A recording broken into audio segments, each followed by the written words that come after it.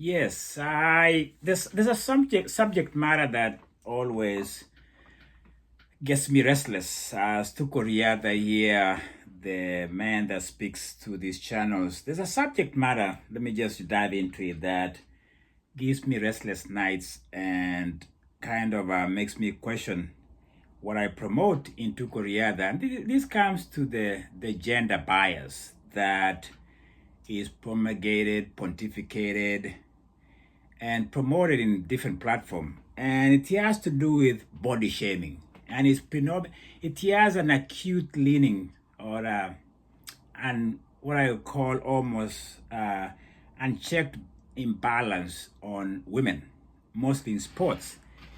I remember I've spoken about transgender, I've talked about the gender biases in the sporting world, the banning of what the Eurocentric world might call the impurity or the impure or the femininity does not measure up to the European quote unquote feminine standards. I've talked about the Semenya cast of South Africa, Mary Wamboi, that was an 800-meter runner that just had one appearance in Brazil, and there's a Burundian that never made a career out of a running because the world just went out and pretty much cast these women out. And there are many more. I think the sporting, the landscape, the landscape of sporting world is very brutal on women. And when I see these subjects, I just can't sit still. I have to share my opinion, how I come from, because if you guys have been following me, I'm very human if I can. I try to find the balance because I've always said this on my channel here that if I was to make any decisions in terms of how I treat people, I'd rather err on the side of humanity. That's just my mantra. I believe in that. I grew up in a patriarchal world, how women were treated, and it's still the same in certain corners of the world. So these subjects matter of body shaming. That is just so hellish and so toxic and so it's almost like ouch in the online platform and the social medias. Just rubs me the wrong way. It's very repulsive. It's repugnant in its context. And I am very vocal about this. And for those of you who follow me, you can follow my comments I've made on this. And there's a woman from Scotland who is a daughter of one of the greatest, I remember back in the 90s, McColgan. Her name is Eilish McColgan. She's a marathon runner. She's a Scottish woman, and she's endured a lot. I think maybe she's the only one that really almost captures or gives me a cap. She kind of epitomizes how bad social media is and how dark and very toxic human beings can be, almost to the point where I can call them, that's just evil. I mean, you can't just do this. So this woman is great. She's a marathon runner. And her physique, because of the training, the miles this woman has to put in just to be in that shape of top-notch marathon runner, it takes a toll on the body. So she comes across as being skinny. The pictures that have been shared online show people are like, oh, you need to eat. And just this, and people understand sports. And I think I've spoken at length, I don't want to repeat myself, how people who are sitting on the couch, choking themselves on whatever they're eating. They're just sitting there and they're looking for an ideal woman in the world. I don't know who that is. Is it Madonna? Is it what? They're just looking for something to project their venom on. And this woman has endured a lot. I think she's been very vocal, and I think I applaud her for a pushback and trying to call out people who are just hiding behind their keyboard and their phones, just bullying people. And so it gets worse for her because she has a partner now who is black and she's Scottish. So there's this interracial connection, the partnership of love that just, let's say Caucasian and people of African descent matches. And they find love in the context. I'm on the same arrangement where I am. And it just goes vile. It goes rogue. It goes crazy for her. And she shared this, something that I just want to tell you. There's a Yahoo Sport that just highlighted that interview that she just talks about certain things that it's just violent. It makes you want to vomit. And these people hide behind these social media. I mean, it's X. Personally, I'm not in X. Understand is the most violent environment. People say you just have to play it safe. But this is what she said. Eilish McColgan says that the abuse I get is usually about body image, like I told you. But I recently posted about my engagement to my partner. And the racist abuse that we received, obviously being mixed race couple, was honestly disgusting. I've never read anything like it in my life. And she's just 35. And you wonder which world they're going to live in if they're a married couple. She continues, this was probably pretty eye-opening for me because it was a different type of abuse that was coming towards me that I've never experienced before. And it's maybe how my parents feel when they read stuff about me. It was me reading that about someone I love, which was difficult to do. So it probably gave me a little bit of greater appreciation of what my family probably have to go through when they read stuff about me online.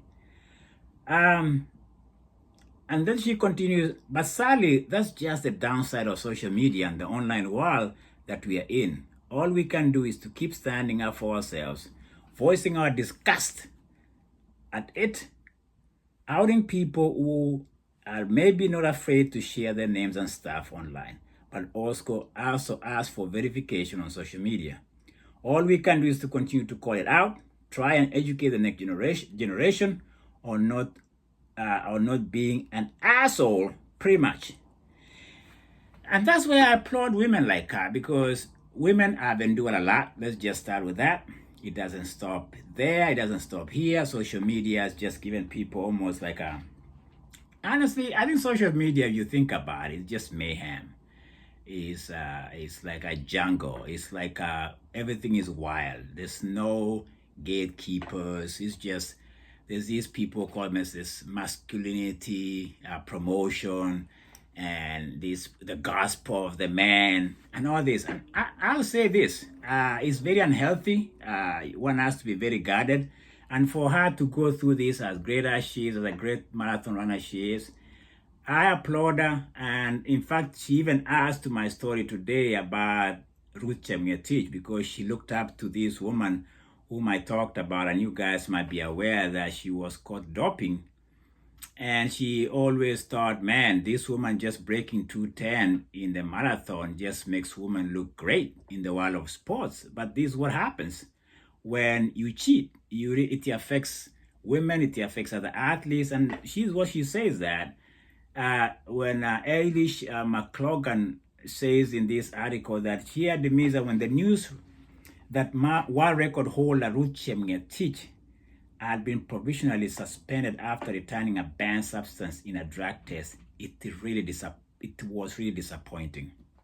So it was to many people. Mostly you think of young women coming up, maybe women who are not as good as her, but she had become a blockbuster. She came of age, she went 209.56 in Chicago, and then she was fraudulent. She was a fraud, that she was cheating. And that, again, it affects the sports that women are trying to say we are good at.